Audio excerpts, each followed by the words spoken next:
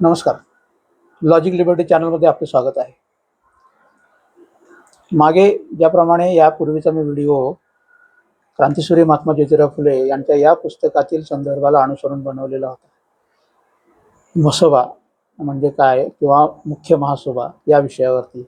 तर त्याच्याच पुढील जो भाग आहे तो या ठिकाणी मी आपल्याला सांगू इच्छितो. यामध्ये पुढे काय म्हणतात बघा, की कशा पद्धतीने आपल्याला या ठिकाणी महात्मा ज्योतिराव फुले ह्या मांडणीच्या माध्यमातून ऐतिहासिक तर्क देत आहेत, इतिहास सांगण्याचा प्रयत्न करतात, ते आपल्याला या ठिकाणी पाहायला मिळतं. या पुस्तकाच्या माध्यमातून काय सांगतात की सत्ता नौखंड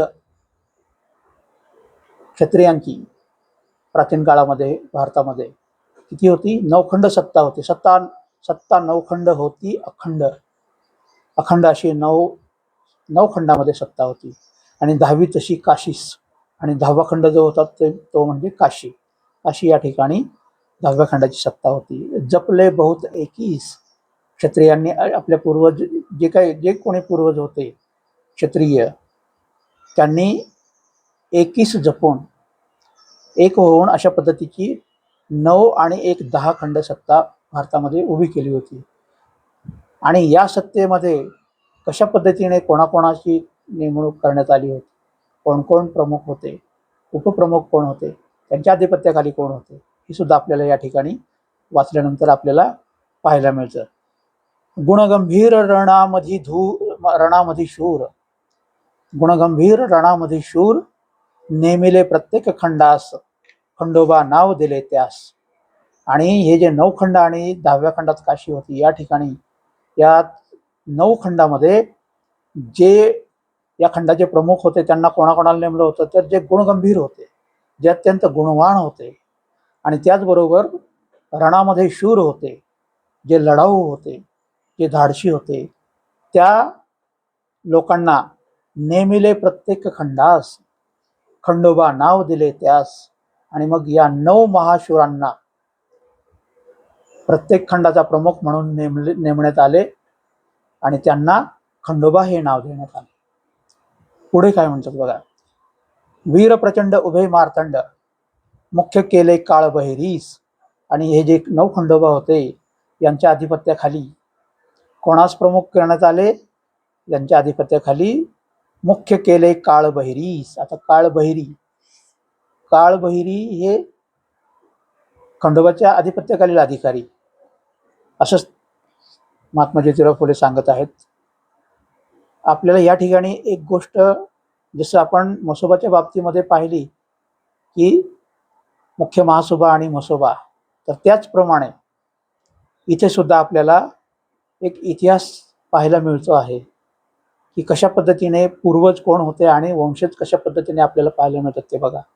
मुख्य केले काळ बहिरीस. काळ बहिरी म्हणजे आत्ता आपल्याला जे या काळभैरी या नावाचाच अपभ्रंश काळभोर असा झाला असेल, असा माझा खूप म्हणजे मोठा तर्क आहे माझा. आणि आत्ता आपल्याला या काळभैरी या नावावरूनच अपभ्रंश झालेले काळभोर नावाचे अनेक परिवार, अनेक लोक आपल्याला पाहायला मिळतात, निदर्शनास येतात काळभोर आडनाव असणारे. आणि मग माझा असाच तर्क आहे की हे काळभोर सुद्धा या काळभैरी यांचेच वंशज असतील.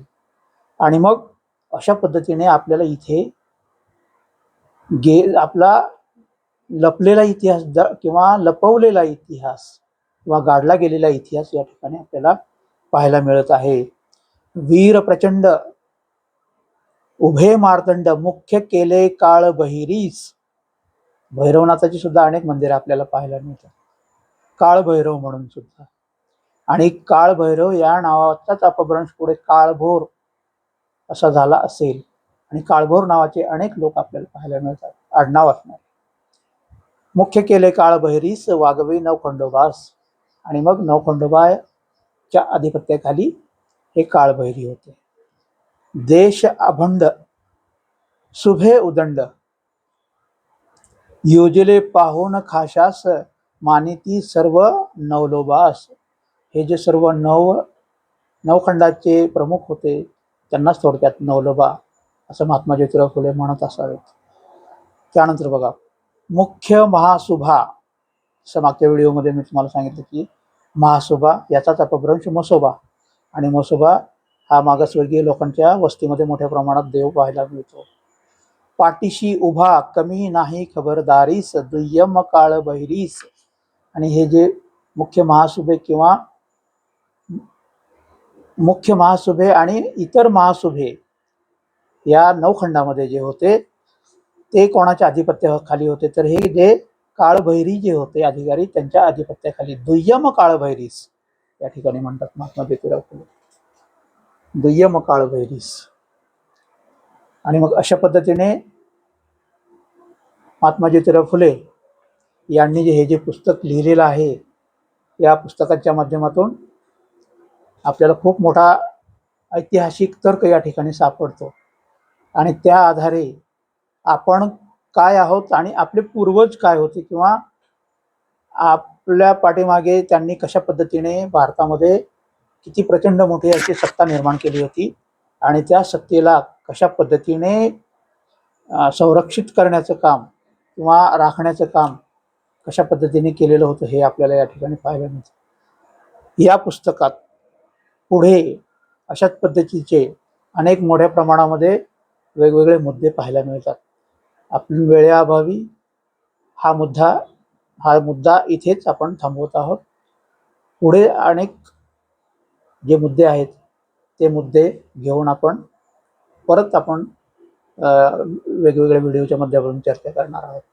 आपल्याला हा व्हिडिओ कसा वाटला कमेंटमध्ये नक्की सांगा. आणि त्याचबरोबर जे कोणी अभ्यासू आहेत, या विषयातील माहितीगार आहेत, त्याने सुद्धा जी मांडणी आपण केलेली आहे महात्मा ज्योतिराव फुलेंनी केलेली आहे, आणि त्या आधारे संदर्भ देऊन मी जी मांडणी केलेली आहे त्यामध्ये जर का आपल्याला कुठल्या पद्धतीचा बदल किंवा सुचवायचा असेल काही गोष्टी, तर कमेंटच्या माध्यमातून नक्की सुचवा.